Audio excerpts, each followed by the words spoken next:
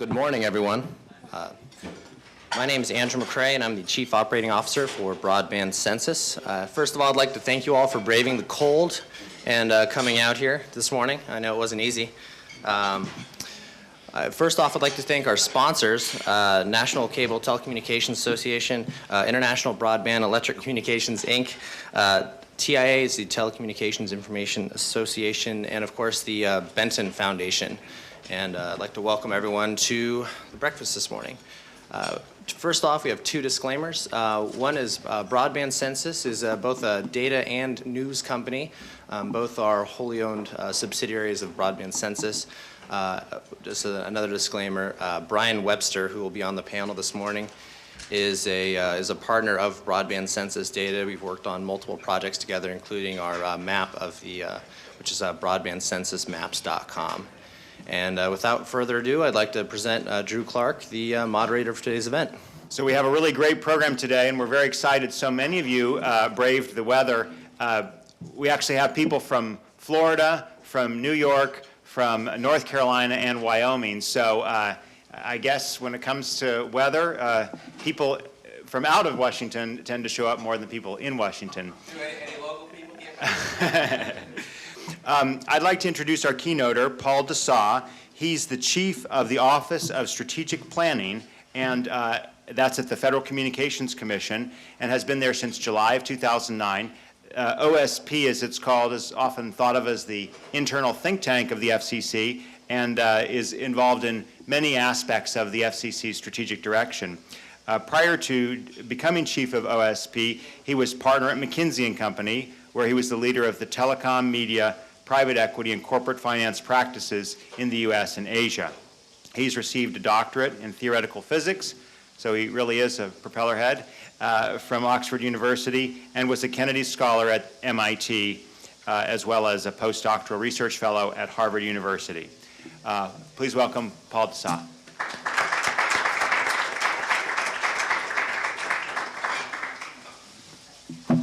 Well, good morning. Thank you guys for having me. I'm amazed that anyone's here. I was really surprised that anyone would show up to talk about broadband. I guess you guys are the real hardcore broadband data guys.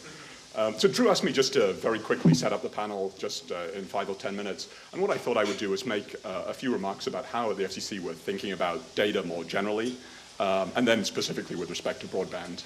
Many of you, I'm sure, have heard the chairman over the last 6 or 7 months talk very much about how data is a core part of how we're trying to change how the FCC operates, how we're trying to incorporate much more awareness about data into our policymaking processes. So I thought I'd just say a few words about that, and then we can go into the panel. So I can have the first slide. So today, 3 things, just very quickly. I'll talk about what are we trying to do with respect to data, what have we done so far over the last 6 or 7 months, and then what happens next. So what to expect going forward. Next slide, please. Data is a core part of the FCC reform agenda. Many of you probably know Mary Beth Richards, who's the special counsel for reform, who is working with Austin Schlick, the general counsel, Steve Van Rokel, the managing director, and myself to really try and push through a large reform agenda at the Commission to try and make sure that it's operating as a model for government agencies. The reform agenda has 5 pieces that are up there. Reform of the systems, reforms of the rules and processes, data reforms, which I'll talk a little bit about, engagement, finding new ways for the public and other parties to engage with the Commission, and then redesign of the website. I'll put in a quick plug. I hope many of you have already looked at reboot.fcc.gov and the fcc.gov/data site in particular, where we're trying to put up all the data sets that should be public in a way that people can access them easily, do mashups, create their own maps, create their own reports using FCC data. Next slide, please. The data part of the reform looks at all aspects of the data processes. So I want to emphasize that, with respect to broadband data and with respect to data more generally, we're thinking about data along the entire chain of how it's involved with respect to the Commission. So what does that mean? It means how do we collect data? So who are we collecting it from? How does many of you are familiar probably with the PRA process that we have to go through at OMB in order to collect data. How does that process work? Are we collecting the right data? What are we trying to do with the data? Why are we collecting it at all? Are there data sets that we can eliminate because they're not particularly useful? Are there data that we should be getting either from the parties that we regulate or from third parties that we need for our policy making. One of the amazing things, I'll tell you, for me, coming from the private sector, is how little primary research the Commission has historically done, how little third-party research the Commission has historically done. And I think what we'll try and be doing going forward is change that. Really try and get out there and really get primary data more often, try and get the standard data that most of you probably use in terms of thinking about the industry, get that inside the Commission. We're thinking about validation and analysis. So how do we validate data that comes to us? How do we analyze data that comes to us? What kind of analyses do we do? And then the last piece, dissemination and refreshing. So how do we get data out? It's not just about putting out paper reports. It's about trying to get data out in a way that's useful for consumers, that's useful for the industry, such that people can see how we're thinking about the industry, such that it enables markets to function properly. The last bullet there is just a couple of the things, and it would be great, part of the panel or later to discuss this, some of the things that we struggle with, I think, in terms of the balance with respect to data. So it's really the balances between transparency versus proprietary data versus the burden on the entities that we regulate. So for example, when we purchase third-party data, that reduces the burden on the parties we regulate. We don't have to go out and reinvent the wheel and collect it from them. On the other hand, it can be difficult for researchers and third parties, if we're buying proprietary data, to get access to that data. So entirely reasonably, Nielsen or whoever who's giving us or selling us data doesn't want that to be put out publicly on the website. It's a problem with respect to transparency. So how do we balance the transparency, the burdensomeness, the proprietary nature of the data in a way that we're achieving all those objectives in the way that's most efficient? I think that's one of the things, again, we're looking for advice, one of the things that you'll see us trying to figure out in different proceedings going forward. The next slide. I wanted to just sort of lay out the two extremes of data that I've seen in my few months at the Commission. One of the things that I found very surprising is that many people come to us and the debate or the advocacy that people do is much more around sort of what I would call religious debate. So a debate about what is art, what is religion, those kind of things. Data is really not that relevant. If I'm trying to persuade you that that painted cow or whatever it is actually art, data about the artist and data about the cow and data about what colors are on it, really not that helpful. It's interesting to me how many people come in and they make those kind of arguments. They make the kind of arguments, the FCC should do this. And you're like, okay, why should the FCC do that? Well, the FCC should just do it. Not really that helpful. But many, I think, if you go through the ex partes, I'm sure many of you spend a lot of time going through the broadband ex partes, going through other ex partes, are in that kind of vein, sort of data-free arguments. And I think for us, one of the things that's true is many of the issues that we're dealing with, broadband, special access, universal service, these are actually arguments where data matters, right? These are not data-free arguments. Right, the next slide. No, that's one extreme. The other extreme, I would say, is where data is completely determinative. And so we don't want to be naive about the power of data. Judgment is always going to be important. For those of you who remember your high school algebra, something like Pythagoras' theorem, if you give me the data for A and B, I'll tell you how long the other side of that triangle is. There's no more debate. I get the right data. I can give you the answer. No discussion, no debate. It's very clear. Again, I think there have been attempts, if you think about policy, so for example, think about HHI indices, think about thresholds for ownership. So there are attempts in policy to try and turn them into these kind of determinative arguments. Usually, I think they haven't been super successful because it just moves the argument one step further up the chain, right? So you have a HHI kind of debate, you get into a discussion about how do you define the market for the HHIs, right? You have an argument about, you try and set a threshold for something, you get into a big debate about how did you set the threshold, why is it 70%, not 69%, very hard to justify. So those are the kind of two extremes, so the sort of what is art kind of extreme and the Pythagoras' theorem extreme. Most of the things that we're dealing with obviously are somewhere in that spectrum. So let me try and tell you what we're trying to do then, if I go to the next slide. So this is what we're trying not to do, which is, here's a problem. How should we think about increasing broadband adoption? Let's just make up a policy. You should change USF in this way. You should give people a bunch of money. What we're not trying to do.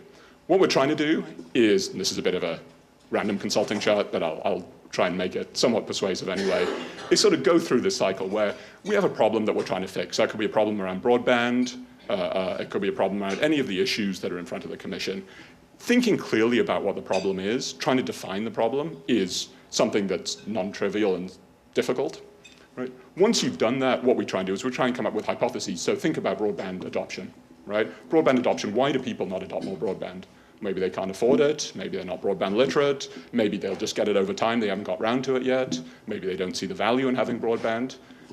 Figure out what the hypotheses are, and I think John Harrigan, who will be on the panel, will talk a little bit about this, how we've tried to do this in the broadband plan. Once we have some hypotheses, go and collect the relevant data. So collect the data, therefore, in a way that's focused, so that we're not out there just collecting reams and reams of data, we're not out there burdening parties just collecting a lot of stuff that may or may not be useful, but trying to collect data in a focused way to prove or disprove hypotheses that we have about what the policy should be.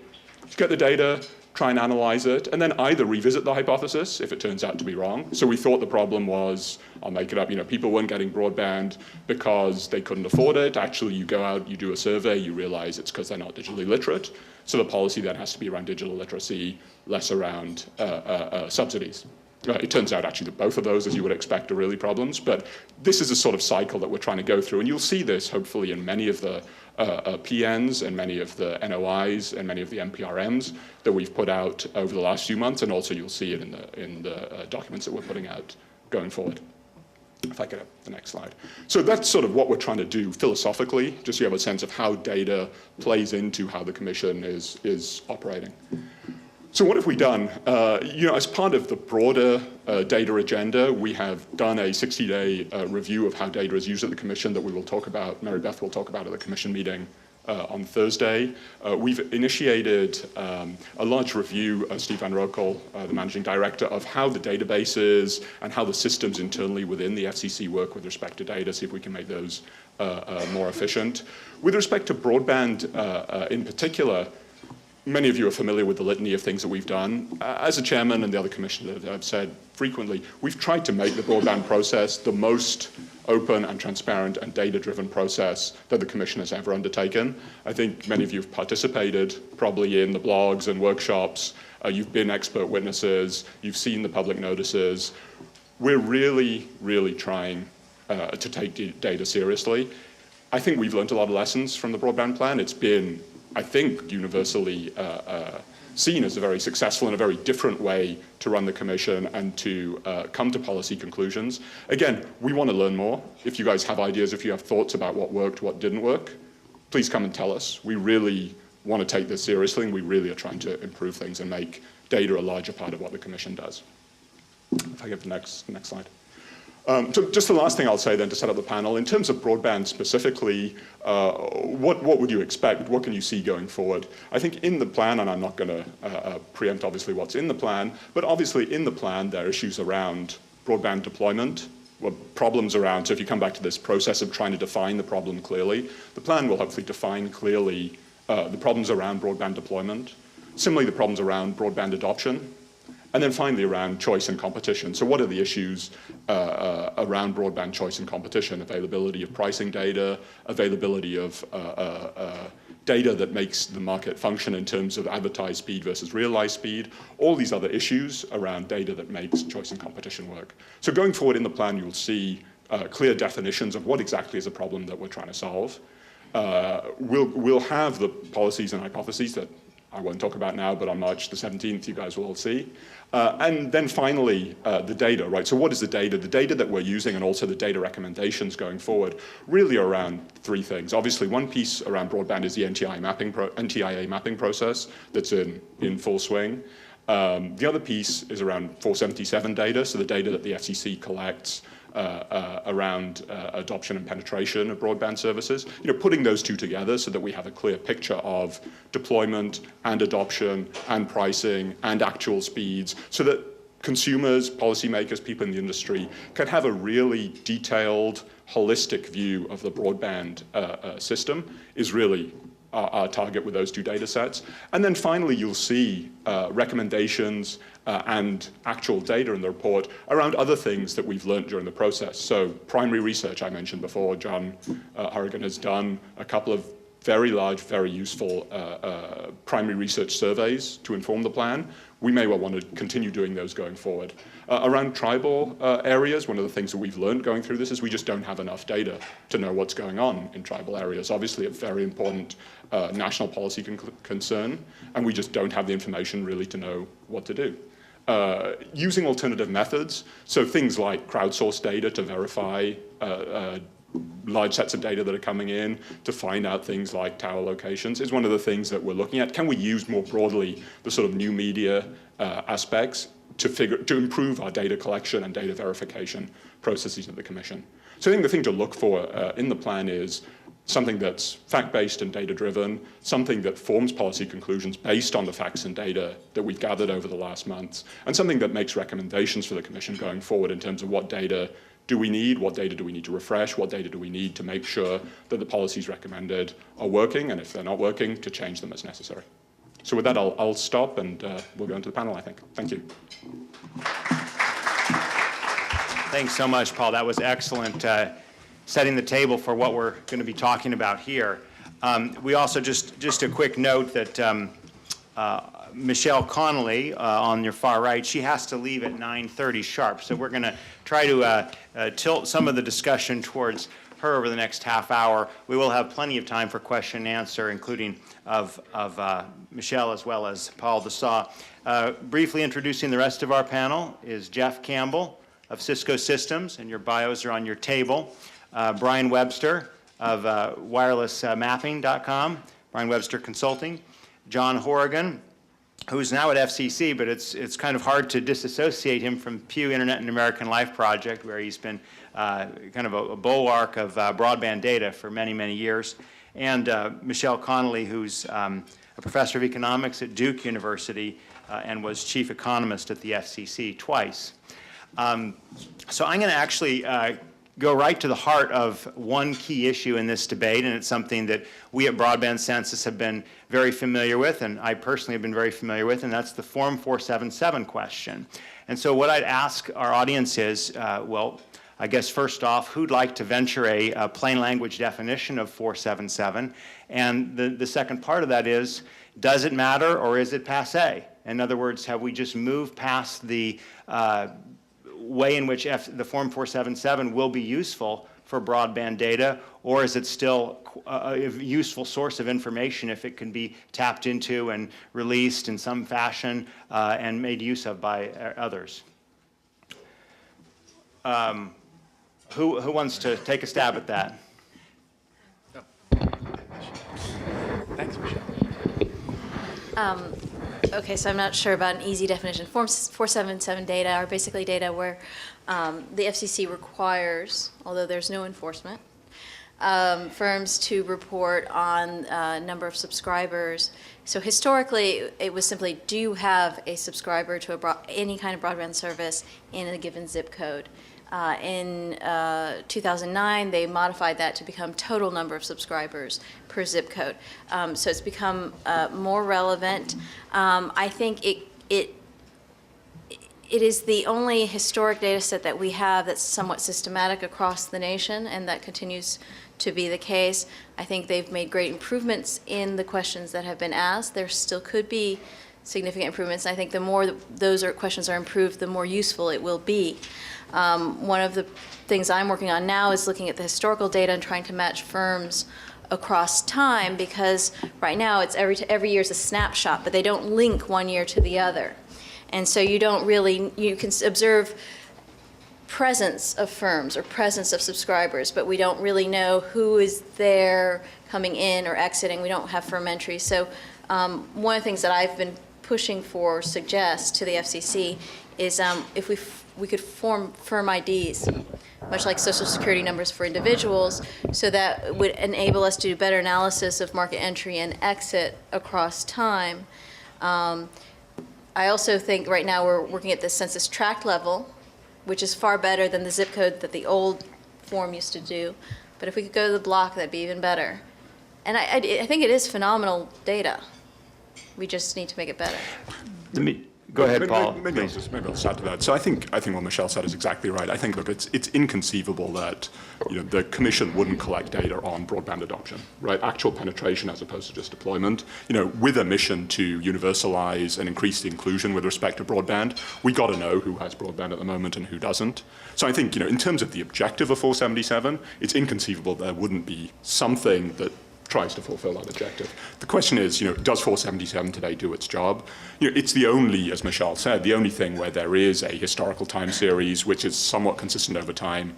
We did try and change it. Going forward, if it needs to be changed again in order to better match with the deployment data or to illuminate the policy questions more, I think we're definitely interested in doing that if that's what's necessary. Let me just follow up Michelle, though, for a second. This notion of being able to identify a single carrier over time, and obviously one simple way of doing that would be to release the carrier information, because then you'd have the carriers linked over time. And I know that gets us into a hornet's nest of concern about proprietary information. At the same time, the NTIA has declared that it will be releasing names of carriers at the census block level. So there's a bit of a disconnect here, isn't there, where part of the government is saying there needs to be transparency, including carriers and where they're adopting, but the FCC is thinking about this as making sure that this data is not released. The carrier identification information. Right. I mean, the thing is, so I'm no longer at the FCC, so I can't speak for the FCC. We have two people who are, though. Staff, just to be clear. I guess as an academic, I'm primarily concerned that someone could look at this data set and do this analysis. And you could have an ID number that wouldn't reveal the carrier name. Now, of course, if you're smart enough and you know the geographical area, you can probably figure these things out. I've been more focused on what we can analyze. I mean, we have some good economists, we have some great people who've been hired by the FCC who could do these things internally or hire third parties to do analysis without making that public, without making names or enough information public that people could figure things out. That's my concern as a researcher in terms of transparency. You know, Drew, I think one thing that we should think about here too, and there is an academic and intellectual endeavor here of figuring out what's going on over time, which is important. But we should also think about 477 and the whole data collection process, not from what we've done in the past and how can we tweak it, but whether it makes sense the way we have constructed it historically. And I would argue that it doesn't. Census block is a big improvement over zip code. But it doesn't do me any good to tell me that my census block has broadband service if I don't have it in my residence, because that is where it matters. This is not a question of gradation. It's a binary choice. You either have it or you don't. And it seems to me that the data that we're collecting doesn't actually answer the question that we're trying to address. And so, it's almost a more fundamental question here. Now, arguing over whether we're going to figure out who the specific carrier is or isn't, I don't think it's really that hard for anybody to figure this one out. I mean, you can go to the websites of some of the providers and you can find out address by address exactly whether there's broadband service, theoretically at least. Theoretically, but it's, but that's all they know either. They're not going to go test the lines or anything until they have a real customer. But it's theoretically available or not. And so I think that we should focus on sort of the fundamentals of what we need to know, which is who in this country doesn't have broadband available to them. And it's both a wired infrastructure and a wireless question.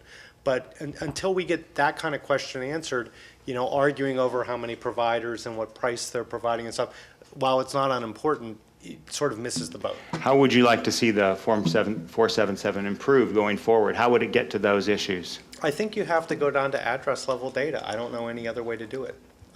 I think it presents a big challenge in the wireless space because, from my personal experience, I can tell you that the north half of my living room has superb 3G service with very high speeds, and the south half of my living room has no data service, period. You need to go to the room by room level, not just street by street. So that's a tough one to figure out, but at least I know how I can get it. Yeah. But my point is that until we know that kind of data, I don't know how as a policy-making institution, the FCC or any other part of the government can best figure out how to handle the universal service question, the money we're giving out with BTOP and BIP, and all these things that we're doing, all of which are really good things, but we're kind of still going around in the dark like this.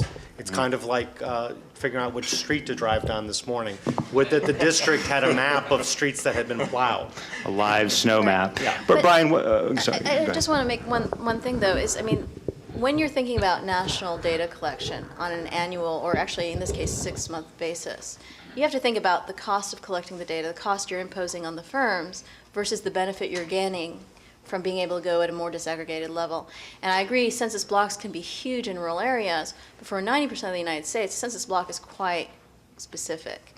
So what I would take your suggestion saying maybe in the areas where census tracts and census blocks aren't very accurate, then we might want to think about something. But I would think that the cost versus the benefit of getting the data for every single city in the U.S. is going to be very high. Do we know that the cost is different? Well, I don't know. Let's speak to some firms who might. I don't know the answer either. I don't know the answer, but I mean, simply they're filling out these forms, and when you see how many mistakes they make just with what we currently ask, I don't know. Brian, what's your perspective on this issue? You know, so there's always and from a mapping perspective, I've had to dive kind of deep in this. And, you know, one of the suggestions that we might want to put out there is that there's this mapping system called the U.S. National Grid. And the U.S. National Grid is really perfect squares. And while the census block is right now the most granular area of study, especially as we can relate demographics and population and economic information to, the U.S., you know, those are going to change over time because as the demographics of an area and the decennial census changes, those census block polygon sizes and locations do change. The U.S. National Grid is an arbitrary grid that FEMA and those people use, and where we're talking about data collection and we're talking about address level, one of the simpler solutions to this is to somehow get to an agreement with all the carriers whereby they can provide coverage areas. And when you do this in a mapping program and a data analysis and GIS, you can start to do an overlay and you can show that these census blocks are now covered by this carrier's overlay or this national grid. You don't have to get down to the address level. Address level mapping is so imprecise and so inaccurate. It is a daunting task. You can run an address list through 4 different mapping engines and get 4 different answers. So I would prefer that we get away from the address level mapping.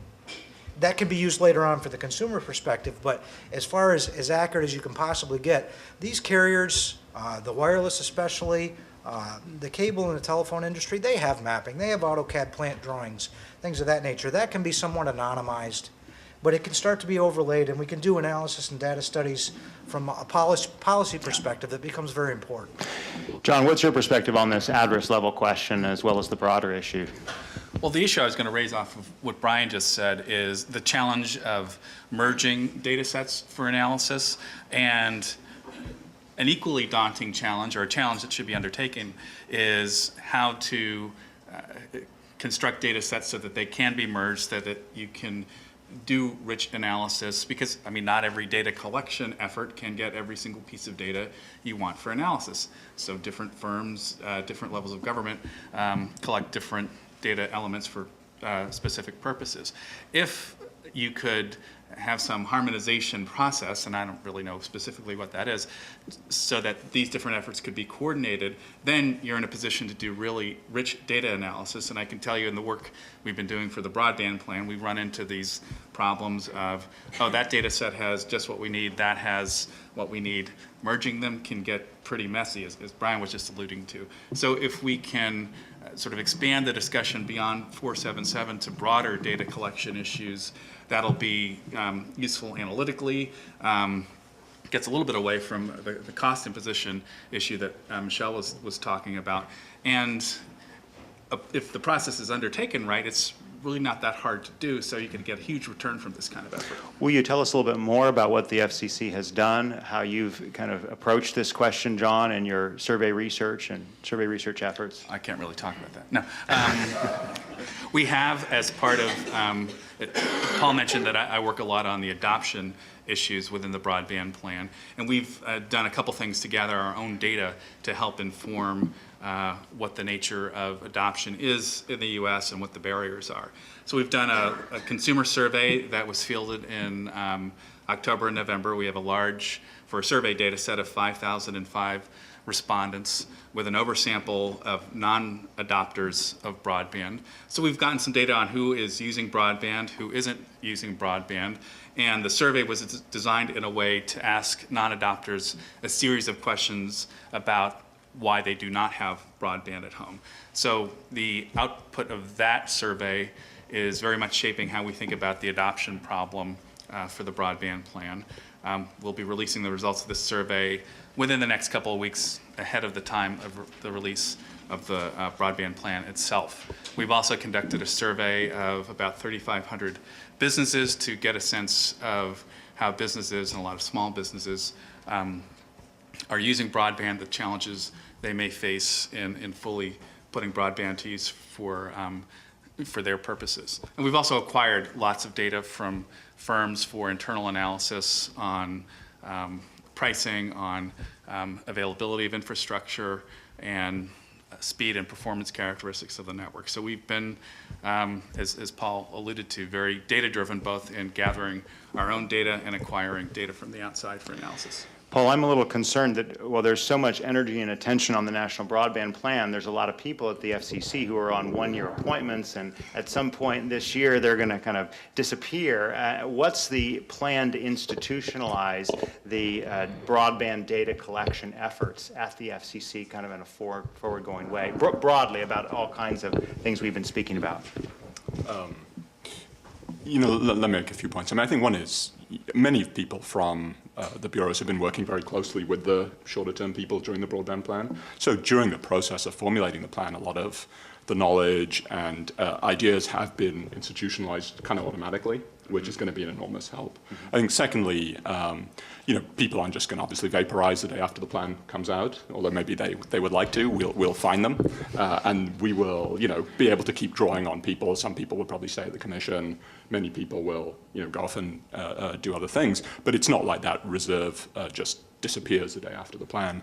And then finally, I think the plan itself will make several recommendations about data collection that will help us go forward. So it'll make recommendations about whether we should periodically do the kind of surveys that John has done during the course of the plan, other sorts of data collection that are necessary with respect to the objectives of the plan. And so there'll be much of that, which are very clear data-driven recommendations in the plan itself that won't be self-effectuating, but we're ready to execute on them going forward. Let's go ahead and open it up to the audience a little early because, again, we want to make sure. Any questions for Michelle Connolly, you ask first. I see Betty Ann Kane raising her hand. So. I'm Betty Ann Kane. I'm chairman of the Public Utility Commission here in the District of Columbia. And we've been talking about data collection, NTIA, FCC. But I think the big elephant in the room is that by congressional mandate and NDI grant, you've got 50 states in the District of Columbia, all by law required to be doing data collection on broadband. So we're going to have 51 different kind of experiments, number one, in what it costs, and number two, in the difficulties of access to this information. And let me go back, maybe Paul's wanting to ask, on the 477, the states do not have access to the 477 information. They don't have access to it when it comes in. They don't have access to it on a raw basis. They don't have access to it months later on an aggregated basis. And I know our experience in the district, and I asked the carriers voluntarily, we got about 50% compliance, and about 50% of it was junk. So, I mean, how is the role of the states here, which are required to, which first reports are due March 31st? I think you've got all different approaches. You've got all different difficulties, different levels of perception of authority and cooperation from the carriers. I like the idea of the national grid because all the states have GIS systems in place, and to be able to coordinate that with the GIS as well as with the census stuff. But just to think about what, and sort of where is the FCC on responding to the request from the states to make that data available to them? So it's a super good question. I won't pretend to have the answer that we're going to solve it, unfortunately, now. It's something that we're very aware of. So clearly, NTIA, I think, has done a great job of working with the states to, try and get the mapping done by the people who probably know the local information on the ground the best.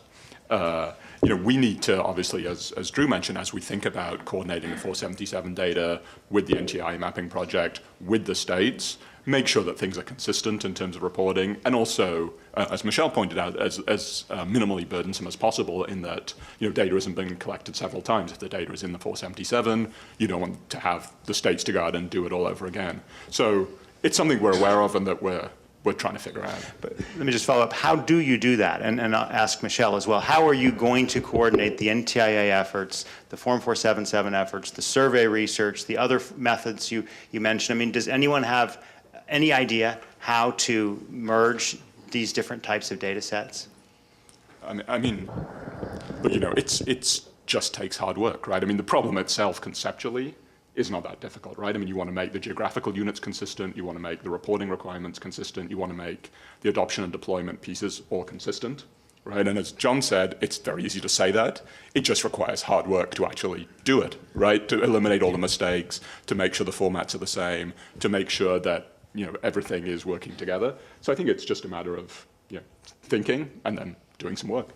But, okay, so as a non-FCC person here, I mean, the way Congress did this is a little strange. NTI has to do mapping and FCC has to do mapping. I think we could have scale economies by having one entity do it properly, as opposed to 20 entities doing it improperly. Just an academic suggestion. Sure. Go ahead. Well, and coming from the commercial side and having helped a number of applicants in round one stimulus, grant applications, it's come to our attention that there are a number of private data sources out there as well that have a lot of information available. Some of it which only came to light in the last 6 months because there was this focus on the census block level tracking of broadband subscribership. And with these multiple sources out there, rather than, because in the states, basically if the carriers are balking at providing the data, it comes down to a matter of brute force data gathering. And but there's a lot more efficient ways to do this, whereby if you can take multiple data sets from multiple sources, all of which are going to have levels of inaccuracy.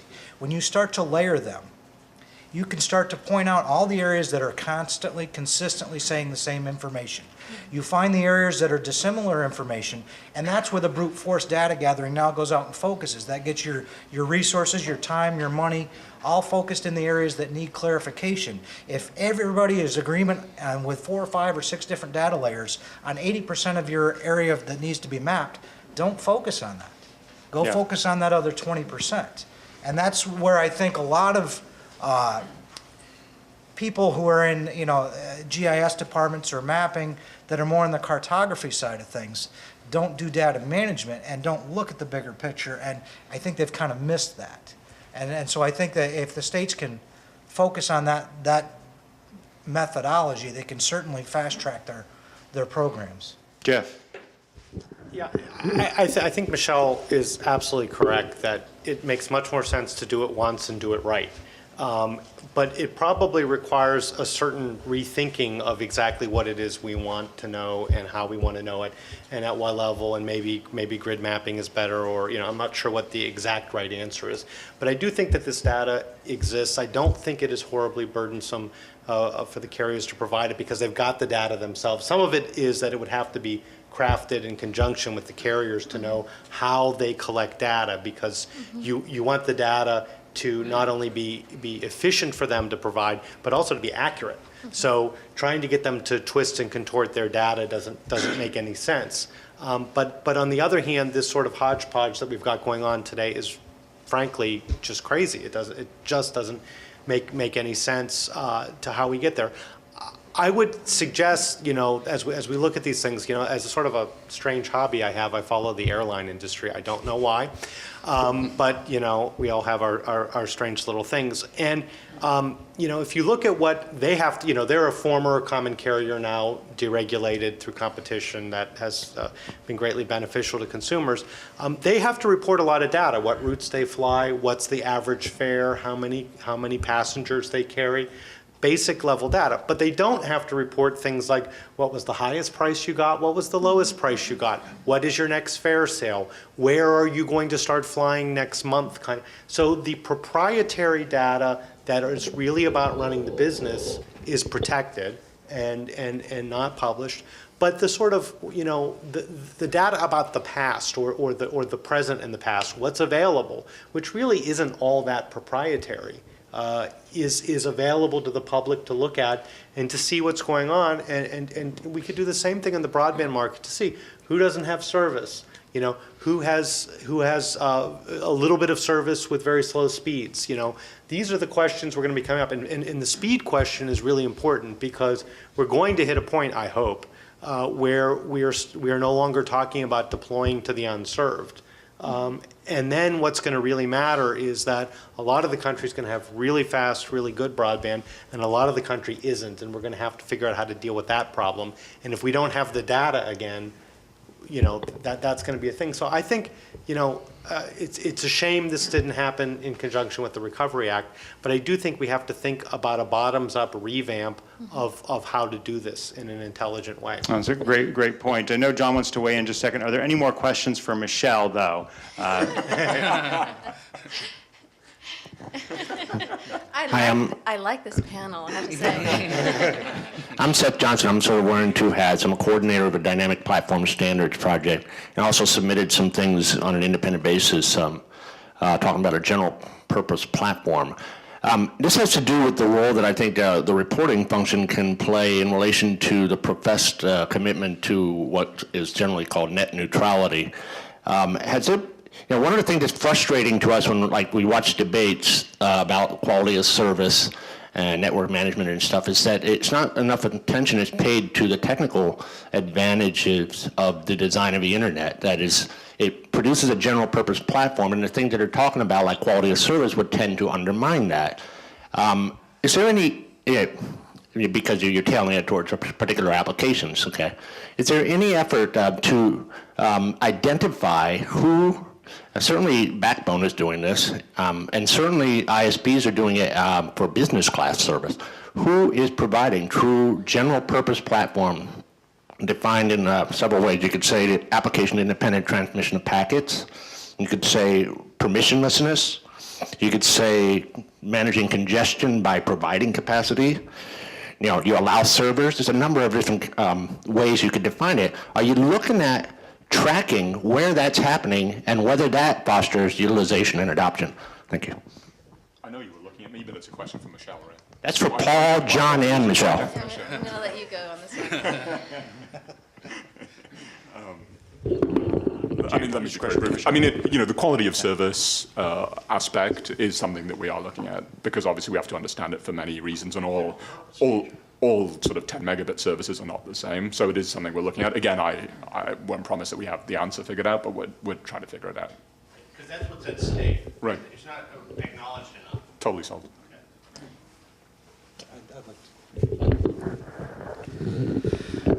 All of that's going to be very important, and obviously the problem is we don't even know where we are, let alone how well we're doing it. And until we at least define where we are with broadband, who has access to it, that's merely a refinement of, all right, do we track additional data points? And that a lot of that goes into how do you measure the metrics, how do you standardize on all that. But if we don't even know where we are today, unfortunately, who cares about that when we don't even know where we are? Okay, but just haphazard collecting data is different from proposing hypothesis, collecting data that would serve. Oh, no, there's no doubt. And the proposition is that tracking general purpose platform, and we might identify that there's greater adoption or utilization or innovation. And that certainly definitely needs to be considered, especially if there's any bottoms-up approach of how we collect data, that you sit in a room and you say, all right, in an ideal world, what are all the different data points we would eventually like to know? And you initially build that in there. It's not going to happen right away of gathering all that stuff, but that is the end result, or that is the end game that one would do that. And that's... Let's get one more question over here, and then I know Michelle has to run. Yes. Thank you. My name is Brett Glass, and I'm a small rural competitive wireless ISP. Michelle and also the rest of the panelists, we're very concerned about participating in mapping efforts because as a small competitor who's very economically not extremely well capitalized, we're very worried about the data being used to foster anti-competitive tactics against us. We see situations where we'll expand to a new area and the telephone company, which never took an interest in that area before, will suddenly run out an unprofitable ASDL remote terminal strictly because they're trying to keep us from being able to make a profit in that area. How can we avoid enabling anti-competitive tactics like that? And what can we do in the mapping efforts? I know my company has submitted Form 77 because it's been proven that data has been proven to be able to be kept secure, but we have not provided any data to the NTIA mapping effort, and the reason why we haven't is because we're very concerned that that's going to get out both to the state and to other places through the NTIA. What can we do? We would like to give out this data, but how can you assure us that it's not going to harm us? I really have to, I'm very perplexed at this question because don't you think that the fact that you're publicly offering a service and selling it to people, and I assume advertising to people, that the local telephone company or cable company or whomever you're worried about knowing that you're there, knows that you're there? I mean, I've heard this in all these discussions over and over from all carriers of all stripes, the biggest and the smallest, and it just sort of strikes me that, I can go on a large cable provider and I can type in addresses and find out where they offer service. And I assume if you've entered a market, you must do something to tell your customers that you're there. Yeah, but they have somebody locally there, I mean, who's probably, awake at least 16 hours a day that can figure out that you're there. Okay, let's give Michelle one chance before she runs. So I have a question which I may not have time to hear the answer, and then I just want to make one comment before I leave. I mean, obviously they are finding out where you're entering by the fact that they're coming in. So what information is it that you are afraid they can't get through simple observation? Well, in a lot of cases, fortunately, in my particular case, there have been a lot of cases where they don't have that. But what we're worried about is our exact service areas, what we're offering them. Can they undercut us by offering a lower rate in that area that therefore making it unprofitable for us? And they will do that. They will actually engage in predatory pricing. Will they go ahead and map out our area and only within our area offer some special deal? We see them doing that. Right, but they're doing that without access to this information, right? So you're just worried they'll have greater accuracy of their predatory behaviors? We've gotten better at winning. Okay, good. I just want to make one comment before I leave. We're talking about data, and it sounds to me like, except for maybe quality issues, everyone is thinking about consumers. There are a lot of people who use broadband. In fact, the greatest impact on our economy is perhaps not through consumers, but through businesses using broadband and various types of information technologies. And so I'm making that point because it's one thing to remember. So I think we've learned a tremendous amount from the work that John has done in the past with Pew and is currently doing, and we'll learn a lot about the consumer market, where there's also a lot of analysis already on people's adoption behaviors that we should take advantage of. We don't need to map the entire US or the entire world before understanding a certain amount of consumer behavior. But the other thing I want to mention is there's also a lot of work, for example, Shane Greenstein, who you had wanted to have come here, he and Goldfarb and Foreman have done some research, and there's been a longer literature that's saying the advantage to productivity gains. So a lot of the US productivity gains in the late 90s, over 50% of it can be attributed to ICT use. So this is a very important industry. But, so that's at the aggregate level. But if you look at it, it's not true ubiquitously. The gain in terms of output growth and productivity growth is specific to certain types of industries or certain areas that have complementarities. So when we're thinking about the marginal cost or the marginal benefit of going into an area, say a rural area, we need to take into account that we're not going to be getting the productivity gains that we're assuming hold everywhere, but they don't. but we may be getting all the consumer gains that hold more uniformly across the nation. And so that's just something I want to mention, because I think oftentimes people are only focused on the consumers, and that is very important to the welfare of our economy, but it's not the only component. Great. Thank you very much for making the trip up, Michelle. Let's actually pivot to the business for a moment. And John, could you speak a little bit about your work in this business segment? Now, all the Pew work that you had done was consumer-focused, pretty much, as I recall. So what's some of the different questions you're asking when you go to businesses about broadband? On the business end, the Broadband Data Improvement Act does require the FCC to periodically conduct surveys of consumers and businesses on broadband use, and it actually specifies a bunch of things that ought to be asked about. So we do ask businesses, and I should say that the data for the business survey just came back in its final form within the past week, so the analysis of that is going to be ongoing and something to look forward. I think I can confidently predict not before the delivery of the plan. But that survey does look at a host of issues about how businesses are using broadband, at what speeds. We designed the survey in such a way and did the sampling in such a way that we talked to decision makers in firms about information technology so that we could ask fairly specific questions about the nature of the service you get, the kinds of speeds that you get, the uses that you put ICTs and broadband to in your business for strategic purposes, the kinds of web-based efforts you used either to communicate with consumers or communicate with other kinds of businesses. So it is an attempt to get a good snapshot on how people, or rather how businesses are using broadband for what purposes, with a focus, and well, anytime you do a survey of businesses, you're going to get lots of small businesses, but it's an important thing from the Commission's perspective to understand how small businesses are using broadband and what kinds of challenges they face to taking full advantage of it. So that is something we will be putting out within the next few months. Excellent. Brian. Yeah, in regards to doing these types of business studies and identifying the successes and which industries actually benefit more than others, is that it's very, very important to understand that.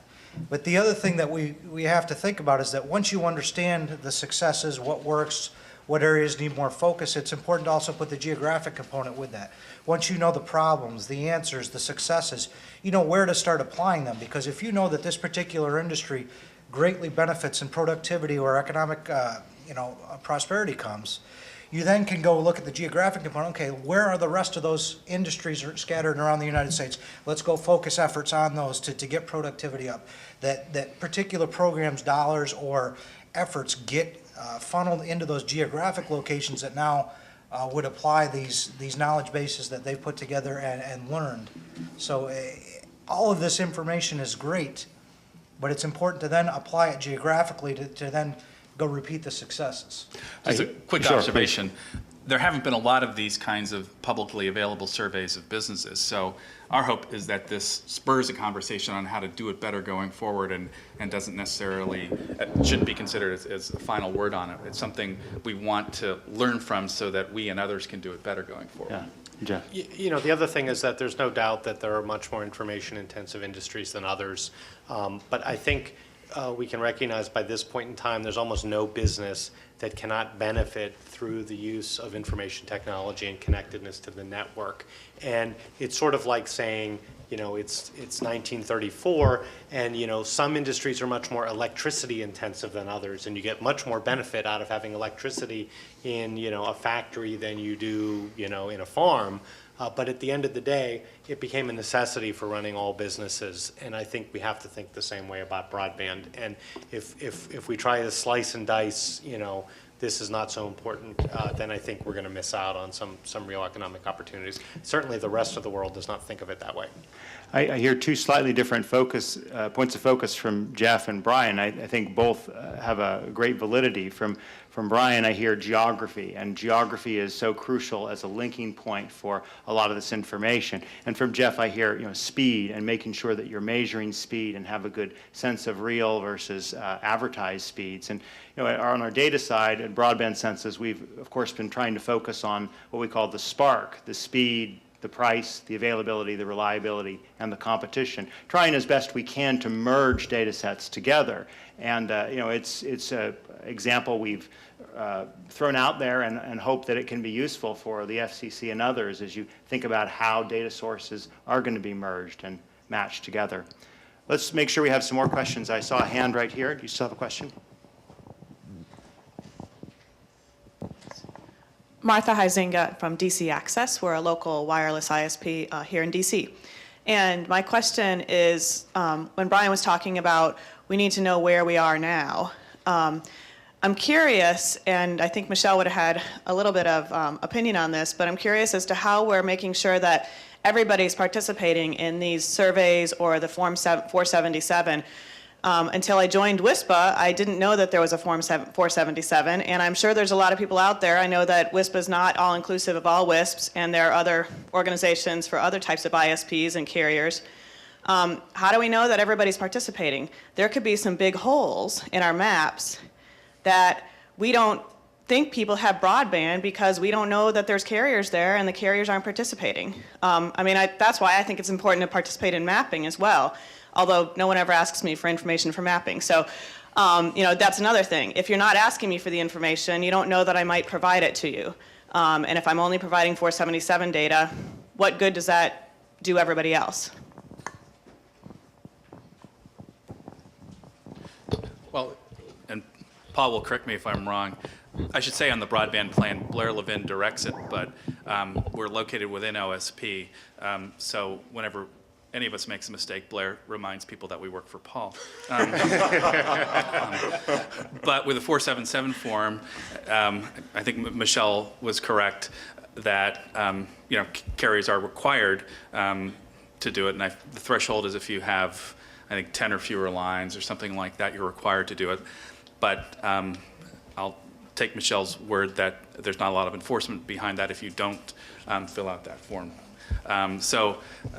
I think Paul might be able to speak to whatever thinking there is on trying to encourage higher levels of participation. But I think by banging the drum loudly in trade associations and so forth and other groups where industry gathers to do this, we can increase compliance on that. Paul, this is just one point on this. This is an area where the public can help a lot. I spent a lot of time working on the original California broadband maps that were done in 07, 08. And one of the things we did, we put a big website up and said, here's what we found. This was the data we got from the carriers. If we're wrong, let us know. And while it turned out that the maps were actually pretty darn accurate, there were inaccuracies both in terms of places that we were told had broadband but didn't, and in terms of places that we did not find having broadband but did. And so, that is one way to find, it's like, if you start getting feedback back to the data collector and they're saying, well, there is broadband here and we have nothing on record, well, then you can try and figure out who the provider is and why they haven't reported it.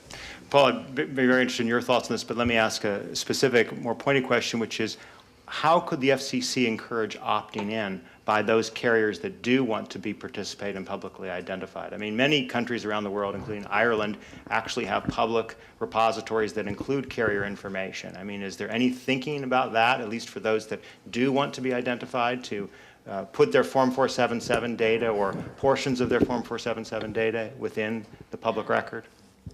I think it's clearly a very difficult problem because you can't, in a sense, verifying every data point is the same as going out and collecting it all again if you have to do it totally systematically 100%. I think the best we can do is, other things that the co-panelists have already mentioned. So to John's point, try and get the word out. I think WISPs in particular, small companies who are, actually have to run a business as opposed to fill in FCC forms every 2 minutes are a big problem. But to the extent that you can get the word out, it would be extremely helpful. I think layering the data, as Brian mentioned, so, making sure that you're cross-checking different data sources. If there's a problem, it raises a flag where there's an inconsistency between different data sets. As Jeff mentioned, I think trying to verify from people themselves by being as transparent as possible about the data that we're coming up with, so that people can just say, hey, you're wrong, I do have service, or hey, I don't have service, is another thing. So I think it's trying to, I think for us it's in the spirit of trying to be efficient and also not being burdensome and also trying to be as accurate as possible for whatever problem we're trying to solve. The answer is, instead of trying to be very sort of micromanagement about it and verify and enforce and make sure everything's exactly right, I think the trick is to try and attack the problem from lots of different directions and then look for inconsistencies. See a question? Let me Go ahead just- while I'm walking over there. One of the successes in being able to do something like that, having come from the cellular and the wireless engineering field, is the Wireless Telecommunications Bureau at the FCC has the Antenna Structure Registration Database. This is probably one of the greatest successes in voluntary participation. When the tower industry, the Crown Castle, American Tower and all that, you're only required to register your tower if it requires an FAA clearance for lighting and painting. All of the tower companies recognized that people were using this as a public repository of information. Most of the tower companies you will find voluntarily registered every tower in that database, even though they weren't required, because it became a central repository of information that the public easily used. That it was an opt-in situation. It was a marketing tool for the tower companies. When somebody wanted to know who owns that tower, I want to rent space on it, they literally just go to the ASR database and they look that up. Something of that nature, if we can have a compelling reason or a user-friendly interface that the consumer can use that data and find that the consumers gravitate towards that, I think you're going to get the carriers that they're going to have no choice but to have to participate if that's where the consumers are going to find out where they can get their broadband service. Thanks, Brian. So this is a question for Paul. I was interested in the, Paul Margie from Wiltshire Grannis. I was interested in your initial presentation on how you described the process from identifying a problem to the theory to the collection of data. And we've talked about broadband more generally today. One of the key cost drivers for businesses or consumers is special access within broadband. Sure. So I think, special access, as many of you know, is a core part of the business part of the broadband problem here. It's something that many people say is a problem. Different sorts of customers say it's a problem. It's a kind of issue that the FCC has been dealing with for a long time, and that there are many hypotheses for the kind of data we should be collecting. I think the sense that some of us had was that although there was a lot of discussion about the data that should be collecting, what data the FCC has, what data the FCC should get, who should it get it from, what level of detail should it get it, what was lacking a little bit was, okay, even if we got whatever data you say we should get, what should we do with it, right? What's the analysis we ought to do? What's a problem we're trying to solve? So the PN we put out before Christmas was essentially an analytic framework PN, as it were, which said, look, let's not debate the data for now.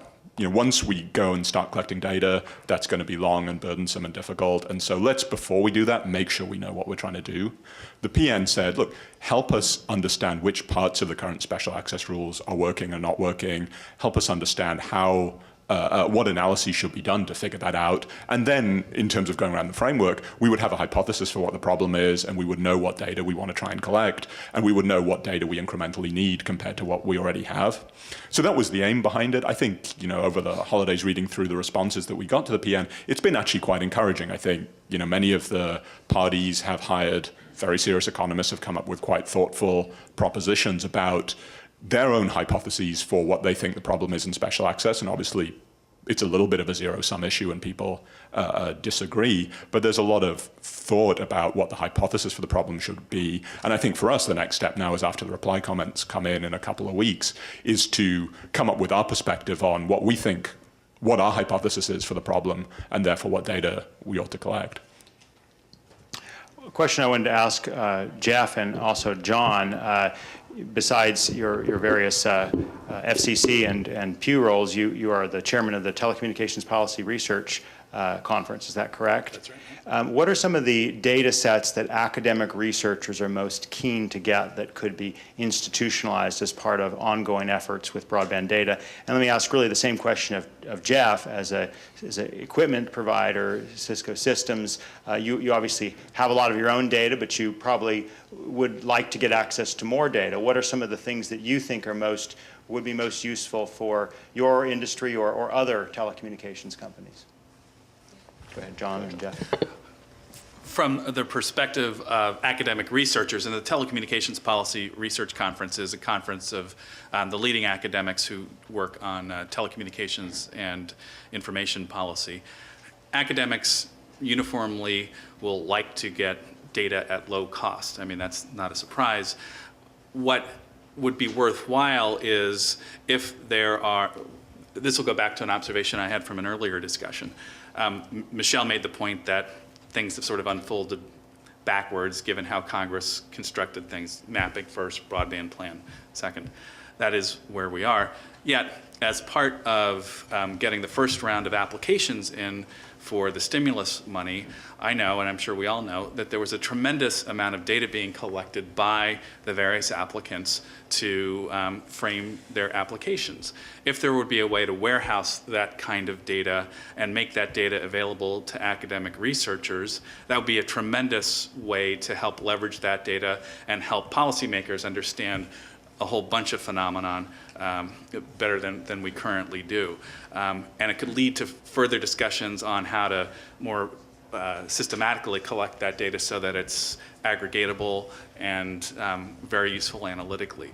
So the process of doing the stimulus with BTOP applications means that there's a lot of data being warehoused that probably for the applicants no longer has a whole lot of value, but there could be great value for the research community, and a way to sort of structure a discussion around how to bring that to a central location, a central archive for people to get access to could be very worthwhile. Mm-hmm.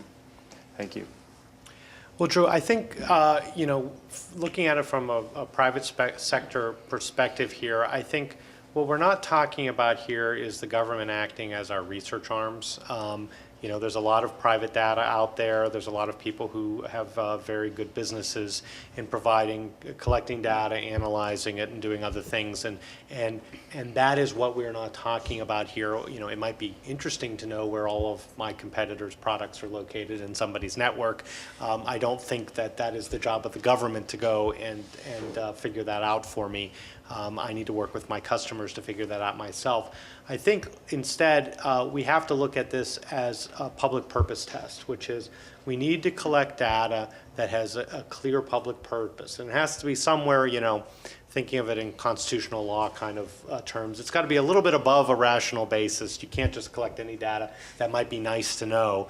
But on the other hand, you don't want to make it strict scrutiny where you are collecting almost no data. But what you need to do is figure out what are the public purposes involved here, which in this case I think is figuring out whether people have affordable quality broadband service available to them. And then figuring out whether they are adopting it or not, and why or why not, to the extent that carriers have data that's relevant to that.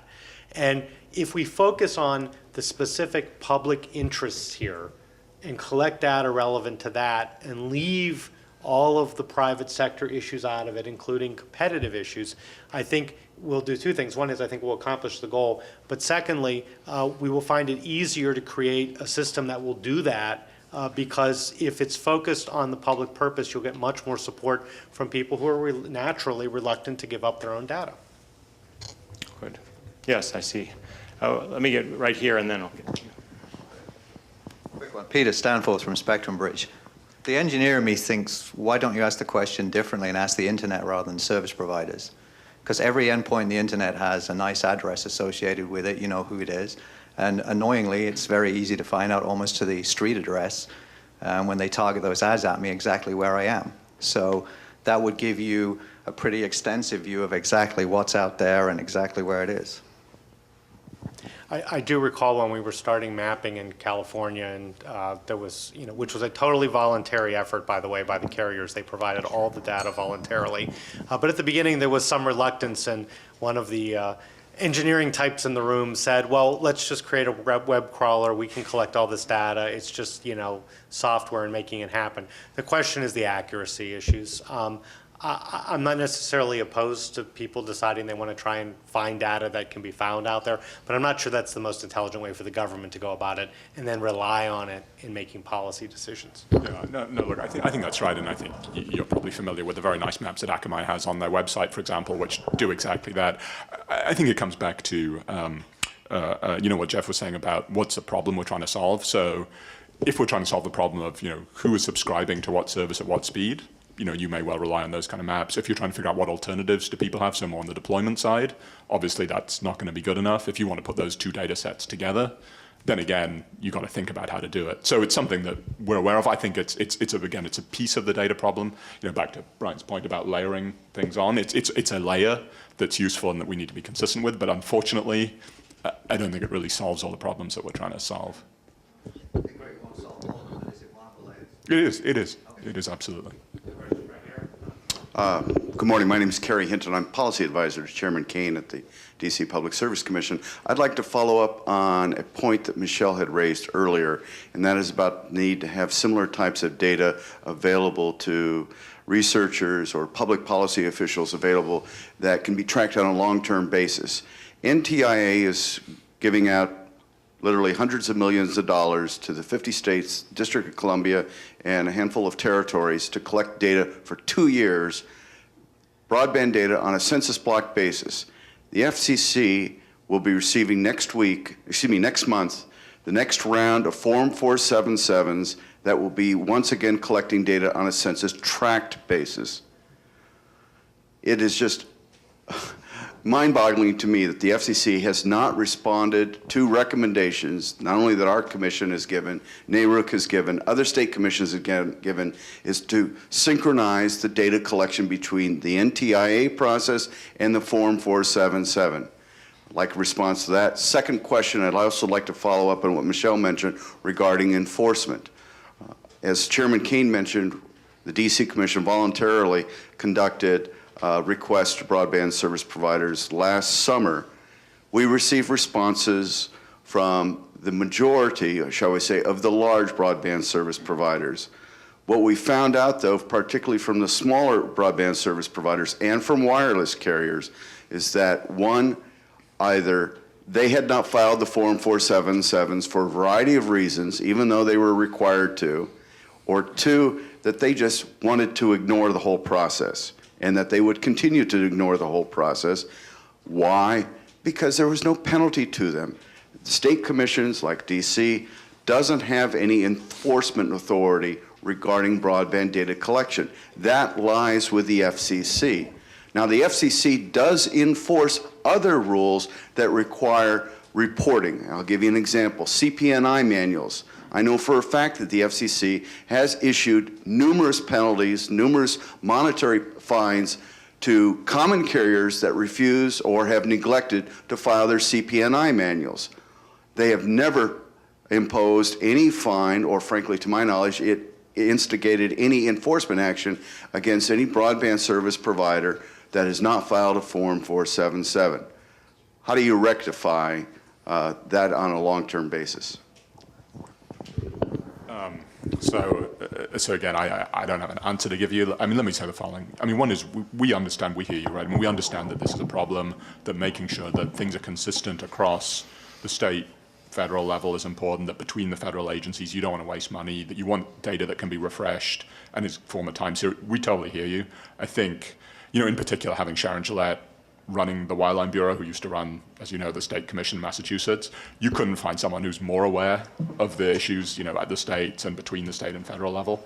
So, unfortunately, the best thing says, we hear you, we understand. It's something that we're aware of. I don't have the answer to give you at the moment, but keep watching. We're trying to figure it out. I think those are excellent questions. I mean, how about the enforcement one? Did you have any reaction on that one, the enforcement question? It's not your bailiwick yet.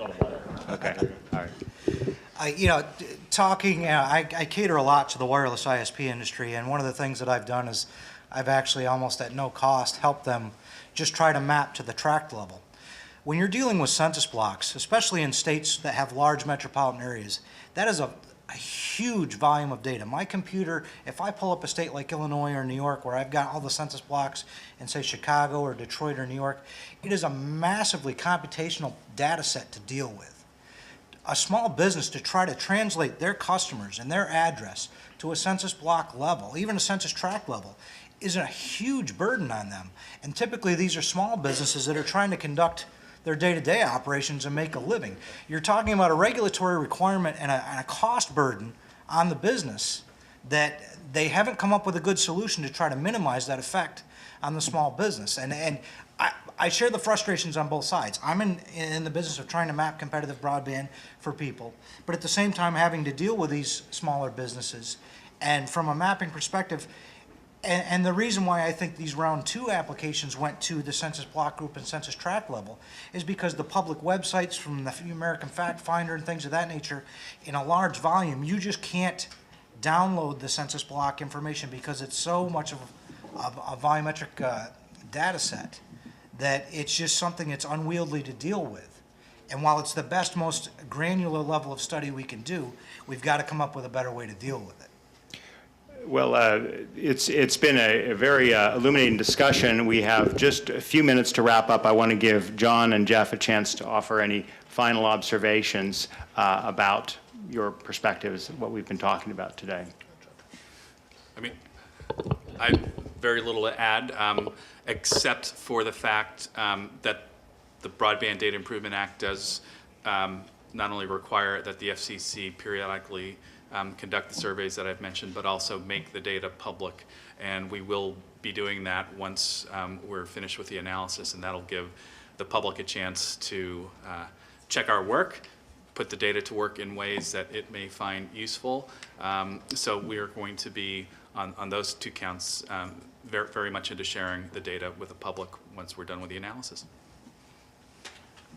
I guess I would just end by saying that, you know, broadband data collection keeps getting, I've been talking about it for a number of years now. It does keep getting better, which is a good thing, but I'm constantly perplexed by the fact that we seem to be doing it in little piecemeal methods and haven't really done a wholesale revision of what this is and going forward. It is not rocket science. You know, what you do with the data and the policy conclusions you make from the data, that's rocket science. That's the hard work. But now we're trying to make a lot of those conclusions in, you know, maybe not totally in the dark, but it's kind of twilight. And I think we would be all better off if we had a whole lot better data so that we could really focus the efforts that the limited resources of the government can support if we knew where we should be focusing them. Did you have any final thoughts, Paul? Okay, great. Well, before we thank our panelists, I want to turn it over to Andrew McCrae for a moment. Great. Well, thank you all for coming. And first of all, I'd like to say be sure to sign up for our March 9 event. We'll be reviewing the FCC's National Broadband Plan. And I'd also like to thank our sponsors, the National Cable Telecommunications Association, International Broadband Electric Communications Telecommunications Industry Association, and the Benton Foundation. Thank you very much.